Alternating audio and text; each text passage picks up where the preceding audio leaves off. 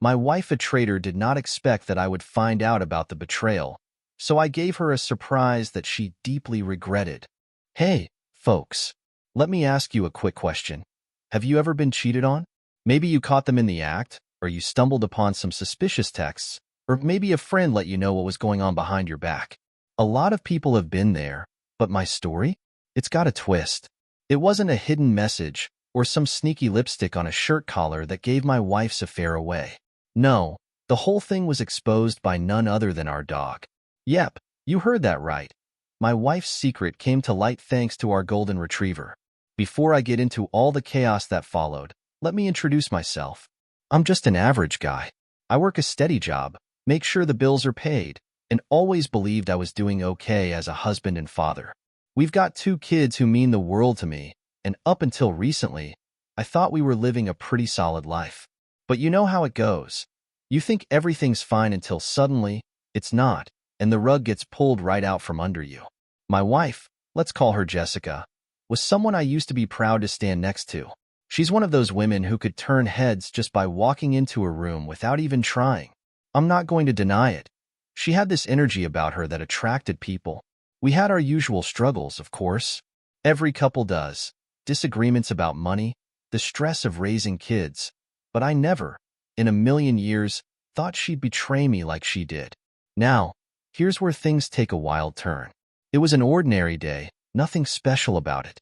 I came home from work, tired as usual, probably thinking about what to make for dinner or what TV show to zone out in front of that night. And then there was Duke, our golden retriever, trotting into the living room with something in his mouth. He usually brings me a ball or one of his toys, so I didn't think much of it. But this time, it wasn't a ball or a toy. It was something else. I froze when I realized what it was. In Duke's mouth was a used condom, tied off. I couldn't believe what I was seeing. I just stood there, staring at it in disbelief. Duke was wagging his tail, clearly proud of the find, but I could feel the blood drain from my face. The condom wasn't mine, and there was no denying what I was looking at. My mind started racing, putting the pieces together. While I was out working, while I was providing for my family, someone else had been in my house, in my bed, with my wife. And here was Duke, proudly parading the evidence in front of me. It was like the universe was slapping me across the face. Now, most guys would have lost it right then and there. Yelled, thrown things, stormed out of the house. But that's not how I handle things. I don't explode in the heat of the moment. Instead, I plan. So rather than losing my cool, I did something different. Something that's probably going to sound insane, but it's what I did. I took the condom from Duke, and I didn't throw it away. I walked into the kitchen with it, thinking about what I could do next. How could I handle this in a way that would give me control? And then, the idea came to me. I was going to make Jessica a milkshake. Actually, 2 milkshakes. One for me, and one for her. Except her milkshake would have a little something extra in it. Yeah, I'm sure you can guess where this is going. I dropped the used condom into the blender with the milkshake ingredients. It sounds sick, I know, but in that moment, all I could think about was revenge. I wanted her to swallow the same disgust and betrayal that I was feeling. I wanted her to taste what she had been doing behind my back. Once the shakes were ready, I called her into the kitchen. "Hey, babe, I made us some milkshakes," I said, acting as if nothing was wrong. She had no clue what was coming. She smiled, grabbed her glass, and took a sip, completely unaware of the extra ingredient. "This tastes a little weird," she said after her first sip, wrinkling her nose. "What did you put in this?" I smiled back and replied, "Oh, it's just a secret ingredient." She laughed, took another sip, still completely oblivious to what she was drinking. The irony of it all was almost too much. She had no idea that I knew everything. No idea that I had already started planning my next steps. But I knew that blowing up at her in that moment wasn't going to be enough. No, I was thinking bigger. The moment I saw that condom, I knew our marriage was over. There was no fixing it, no coming back from this. But I also knew that simply ending the marriage wasn't going to be enough. I had to be smart about it, especially for the sake of our kids. I needed to win, and winning meant getting full custody of them. If I wasn't careful, the court could easily side with her, and I couldn't let that happen. The system's always stacked in favor of the mother, and Jessica could easily play the victim card and walk away with the house, the kids, and everything I had worked for. So, I played it cool. I kept acting like the loving husband, pretending I didn't know anything while I carefully put my plan into motion. I decided to take some time off work, but not for a vacation. I needed to be around the house more, without her realizing it. I told my boss I had some personal issues to deal with and was able to take a couple of weeks off without raising any suspicions. Every morning, I'd leave the house like I was going to work, but I wasn't actually going to the office. Instead, I'd circle back a few minutes later and sneak into the house through a side door that hardly anyone noticed. From there, I watched, waiting to see how far Jessica would go. I didn't have to wait long. Within a few days, I caught her red-handed. Jessica had another man in our bed, right under our roof, in the middle of the day, while I was supposed to be at work. She wasn't even trying to hide it. It was like she was so sure I'd never find out, she didn't care. But I didn't confront her right then. I knew that a confrontation wouldn't get me what I needed. I needed proof, solid, undeniable proof. Words weren't going to cut it, and I knew better than to rely on the condom that Duke had brought me. So, I decided to install cameras. Tiny, hidden cameras in the bedroom, the living room, and the hallway where she brought her lover in and out. Honestly, I was surprised at how easy it was. Cameras aren't as expensive as you might think, and they're small enough that no one notices them. Within a couple of hours, I had set them up, and I was ready to catch everything on tape. But I wasn't just interested in catching her cheating. I wanted to make sure she looked completely unstable in court. Divorce courts are tricky, and I knew she'd try to paint herself as the victim. So I had to start thinking ahead. Jessica had been seeing a therapist on and off for years, mostly for anxiety and stress. Nothing too serious, but enough for me to know there was a vulnerability there. I started planting little seeds, nudging her in the direction of more therapy. I'd start arguments out of nowhere, pushing her buttons just enough to make her feel like she was losing control. Then I'd suggest that she go see her therapist more often, playing the concerned husband role. It wasn't hard to make her feel on edge. Jessica was already fragile, and I knew exactly where to apply the pressure. It worked.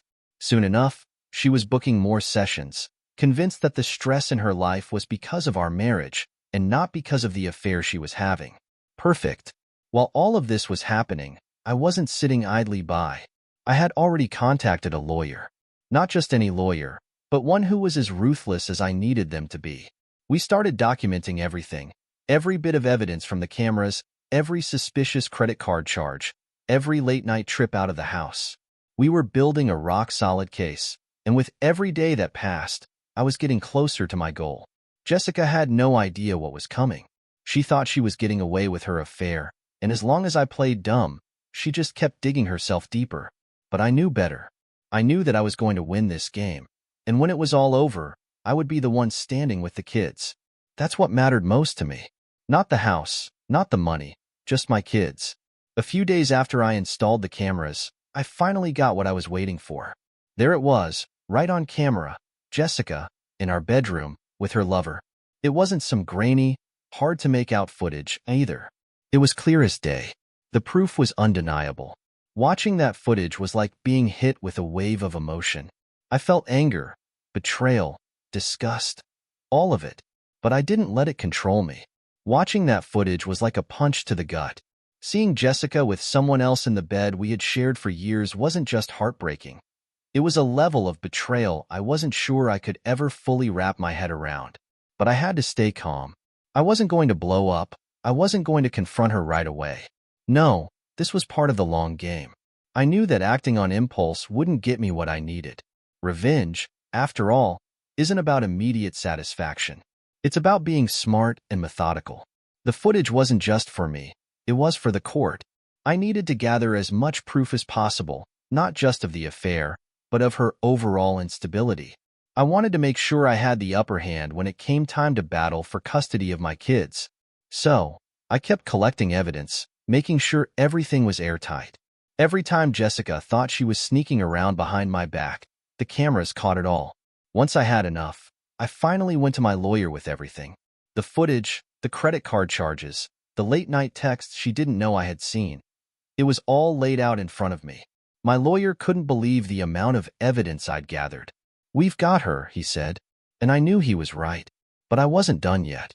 I needed to make sure this all hit her at the worst possible time. You see, in these kinds of situations, timing is everything. I didn't just want to catch her cheating. I wanted her to feel the full weight of what she had done. She had no idea that her world was about to come crashing down. One morning, when everything was in place, I made my move. I sent the footage to a few mutual friends. No explanation, no warning, just the cold, hard proof of what she had been doing. I didn't need to say anything. The video spoke for itself. Within minutes, my phone was blowing up with calls and texts from people who were as shocked as I was. Friends who had always thought Jessica was the perfect wife, the ideal mother, now saw her for who she really was. I wasn't trying to ruin her reputation. I just needed people to know the truth. I needed her to understand that her actions had consequences and that she wasn't going to get away with it.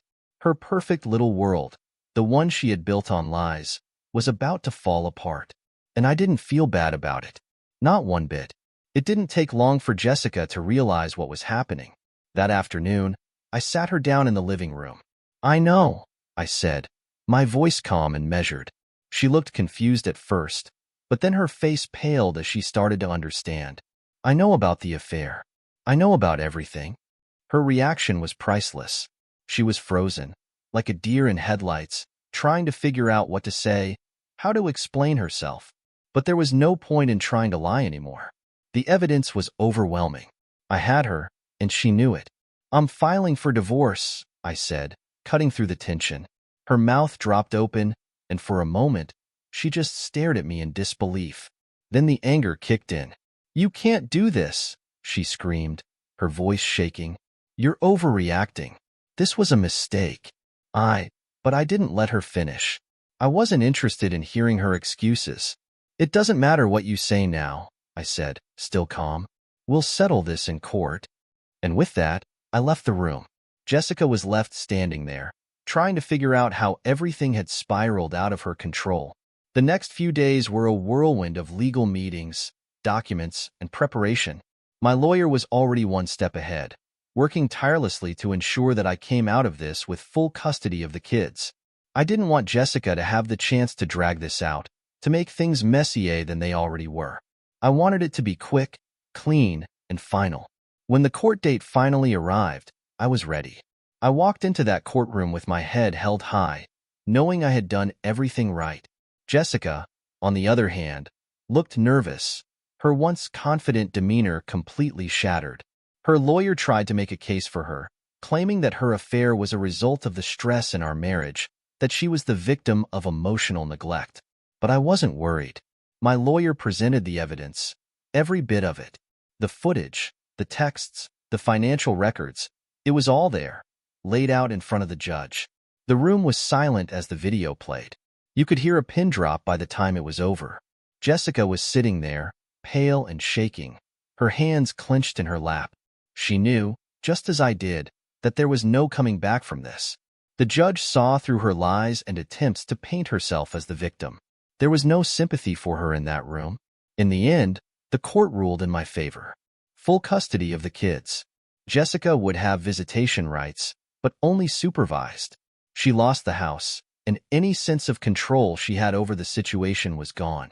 I walked out of that courtroom knowing that I had won, not just the legal battle, but my life back. But here's the thing. While I walked away with a victory, it didn't feel like I had won in the traditional sense. Sure, I had custody of the kids, the house, and my freedom from Jessica's lies, but the whole ordeal had left me drained. It wasn't about triumph. It was about survival. Jessica didn't take the court's ruling well. She tried to paint me as the villain, telling anyone who would listen that I had manipulated the system, that I was an uncaring, unfeeling husband who had emotionally abandoned her. But it didn't matter anymore. People had seen the truth, and they knew better than to believe her lies. For a while, things were quiet. I got back into a routine with the kids, throwing myself into work and making sure they were adjusting to the new normal. Jessica's supervised visits with them were rocky, to say the least. She would try to present herself as the loving mother, but the kids could see through it. They weren't stupid. They knew something was wrong. A few months passed, and just when I thought things were finally starting to settle down, Jessica tried to pull another move. I got a call from my lawyer out of the blue. "We've got a situation," he said, his voice tense. Jessica had filed a motion to reopen the custody case. She was claiming that the original proceedings had been unfair, that I had manipulated the court into thinking she was unfit. And it didn't stop there. She was also accusing me of emotionally abusing her and the kids during our marriage. I sat there, stunned, trying to process what I was hearing. She was making up wild accusations, trying to drag me through the mud just because she couldn't handle losing. It was clear that this wasn't about the kids anymore. This was her revenge. I went straight into preparation mode. My lawyer and I started going through every detail, every bit of evidence we had used in the original case. I knew that Jessica was playing dirty, and I had to be ready for anything she threw at me. The weeks leading up to the new hearing were tense. Jessica didn't hesitate to spread her new accusations to anyone who would listen. She told people I had manipulated the legal system, that I was controlling, abusive, and unfit to be a father. She painted this picture of me as some kind of monster, and while most people didn't believe her, the damage was done. The kids started to feel the effects of her lies, and it was heartbreaking to watch them go through it. When the day of the hearing finally came, I was exhausted. I was tired of the games, tired of the lies, tired of how Jessica was using the legal system as a weapon. But I knew I had to fight, not just for myself, but for the kids. Walking into that courtroom again felt different this time. The first time, I had been determined, angry even, ready to prove her wrong. But now, I was just tired. Jessica sat there across from me, looking smug, as if she actually believed the lies she had been telling. Her lawyer made her sound like the victim of some grand conspiracy, claiming that I had orchestrated the entire divorce to alienate her from the kids. But when it was my turn, I was ready. I laid everything out again. The video footage, the evidence of her affair, the months of lies. I systematically dismantled every one of her new accusations. My lawyer presented school records, witness testimony, even psychological reports that showed the kids were better off with me. We proved, without a shadow of a doubt, that Jessica was the one who had been unstable, not me. In the end, the judge saw through her lies once again. The original custody ruling stood. Full custody to me, with only limited, supervised visits for her. Jessica had overplayed her hand, and now she had to live with the consequences. The judge even reprimanded her for wasting the court's time with baseless accusations. As I left the courtroom that day, I didn't feel the same satisfaction I had the first time. This wasn't about winning anymore. It was about surviving. Jessica had tried to destroy me, but in the end, all she had done was destroy herself. After the final court battle, life slowly started to return to normal. The chaos Jessica had created faded into the background, and for the first time in what felt like forever, I could breathe again. I focused on my kids, my work, and rebuilding my life piece by piece. Jessica's influence was gone, and with it, the constant tension and stress that had plagued our lives. And as for Jessica, she had burned through every chance she had. Her life was in free fall, and there was nothing left for her but the wreckage she had created. Meanwhile, I had my kids, my stability, and for the first time in a long time, I had peace. After the dust settled from that final court battle, life felt strangely calm. I was finally free from the chaos that Jessica had created. The endless legal drama, the emotional roller coaster, and the constant tension were gone. For the first time in a long time, I felt like I had full control over my life again. The house felt different, too, quieter, more peaceful, like the negativity that had hung over it for years had finally lifted. The kids were adjusting well. They were getting used to the new routine, spending weekdays with me, while Jessica only saw them during supervised visits, which, honestly, she wasn't very consistent about. She missed several appointments in the first few weeks after the court ruling, and when she did show up, it was clear her heart wasn't really in it. It was obvious that her personal life was still a mess, and that mess was starting to spill over into her limited time with the kids. I did my best to keep their lives as stable as possible. We had movie nights, game nights, and I even started cooking with them more, something Jessica never had the patience for. It became our routine, and I could see them thriving in the new normal. There was less tension in the air, fewer arguments, and they seemed happier overall. They knew they could count on me, and that made all the difference. As for me, I threw myself into work. My performance improved, and after a few months, I got a promotion that came with a decent pay raise. It felt like I was finally regaining control of my life, piece by piece. The extra money helped too, but more than that, the promotion was a boost to my confidence. After everything I'd been through, it felt good to have something positive to focus on. But just as life was beginning to settle, I started getting reports about Jessica. Word got around that she had jumped into a new relationship pretty quickly after the divorce. It wasn't surprising. She had always needed someone in her life to validate her. What was surprising was the kind of guy she was with. From what I heard, he was controlling, just like she had been during our marriage. They were already having public blow-ups, and it didn't take long before I started hearing about their explosive arguments in front of other people. It was almost ironic. For years, Jessica had tried to control every aspect of our relationship, manipulating me, gaslighting me, making me feel like I was always the problem. Now, she had found herself in the same situation, except this time she was the one being manipulated. At first, I didn't care. I had my own life to focus on, and I wasn't interested in whatever mess she was creating with her new boyfriend. But then, I started noticing that her new relationship was affecting the kids. When she did show up for her supervised visits, she would talk about her new boyfriend, trying to make him seem like a great guy. But the kids weren't buying it. They had seen enough instability with her, and they knew better than to get attached to someone new. One day, after she had missed yet another visit, my youngest asked me, "Dad, why doesn't Mom come to see us anymore?" Hearing the confusion and hurt in his voice hit me harder than I expected. Jessica's chaotic personal life was starting to affect them, and it made me angry that she couldn't even prioritize her own children. Her relationship was a complete train wreck. It wasn't just affecting her ability to be a mother. It was spilling into every aspect of her life. Public arguments, rumors of cheating on both sides, and constant drama had become her new normal. It became clear to everyone that she was in over her head. The guy she was with wasn't just bad for her. He was destroying what little she had left of her life. At first, Jessica tried to flaunt the relationship in my face, like being with this new guy was some kind of victory over me. But it didn't take long for that act to wear thin. Soon, mutual friends were sending me updates on her latest meltdown or drama. Jessica had gone from posting gushing love declarations on social media about her new boyfriend to posting cryptic, bitter messages about betrayal and lies. It was a mess, and she was driving her life straight off the rails. Meanwhile, my life remained steady. I kept the kids away from the chaos surrounding Jessica and focused on giving them a stable home. My relationship with them was growing stronger, and we had found a rhythm that worked. I wasn't interested in drama. I had been through enough. It wasn't long after that when I got a late-night call from Jessica. At first, I didn't want to pick up. I had been enjoying the peace and quiet too much to let her drama back into my life. But something told me to answer. Her voice was shaky, like she had been crying, but she tried to sound casual. She started with the usual small talk, asking about the kids, saying she missed them, but I could tell that wasn't why she called. Then she started talking about how hard things had been for her, how trapped she felt in her new relationship.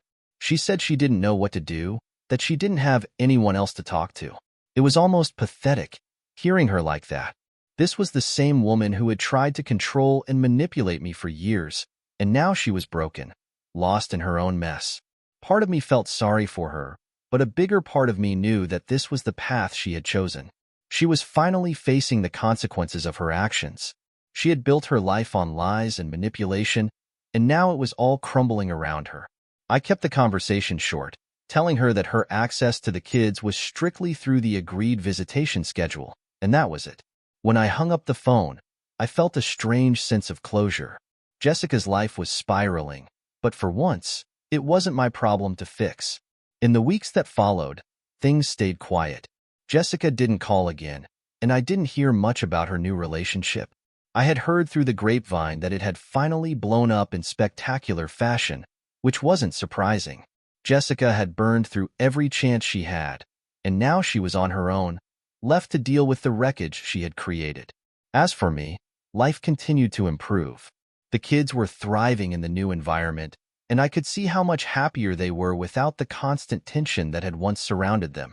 We had established a routine that worked for all of us, and they knew they could rely on me to be there for them. I also started going out more, cautiously dipping my toes back into the dating world.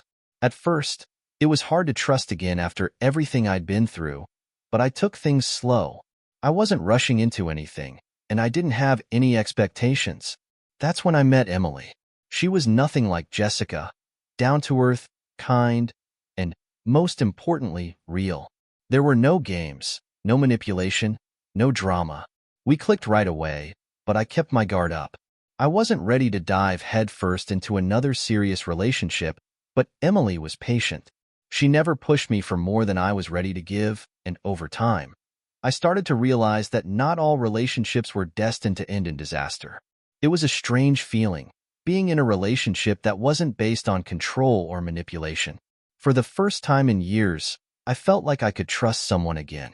Emily and I took things slow, and it wasn't long before the kids met her. They liked her immediately, and I could tell they appreciated the calmness and stability she brought into our lives. Meanwhile, Jessica was nowhere to be found. Her visits with the kids became less and less frequent, and when she did show up, she seemed distant, distracted.